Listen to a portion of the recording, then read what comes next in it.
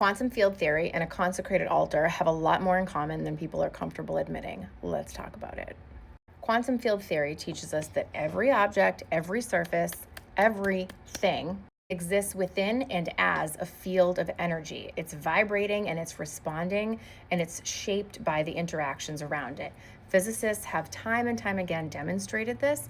Particles are what make up atoms, right? Particles exist as probability. Just observing them can actually influence them. So essentially, you can affect the world around you in a much deeper way than you've been taught.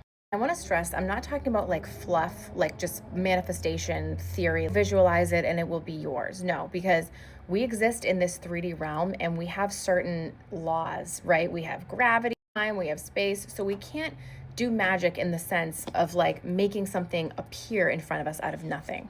But what we can do is we can use an altar as a form of spiritual technology, as a fixed point in our home from which we direct energy and operate from. The universe is relational and it's responsive. And this is the technology that altar practice has always operated on, right? Most of our ancestors had altars. When you designate a specific space in your home to spiritual practice, when you return to it consistently, you bring intention, you bring offering, you may interact with a deity. I have my altars consecrated to Hecate.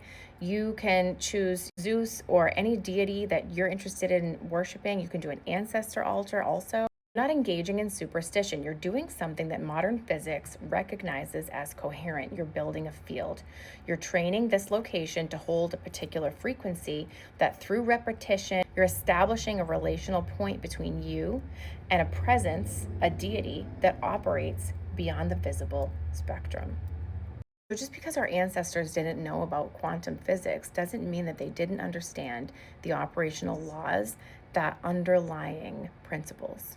An altar is not symbolic of the manifestation process.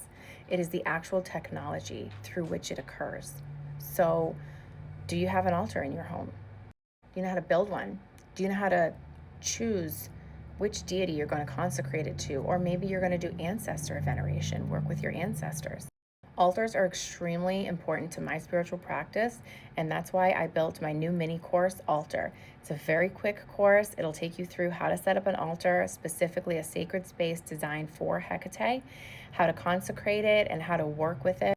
There are some like guidelines that you want to follow, but I also encourage people in the course not to overthink it, right? Action is better than just thinking about it for months and months, not doing anything. You want to start to build the energy because once it's something that you return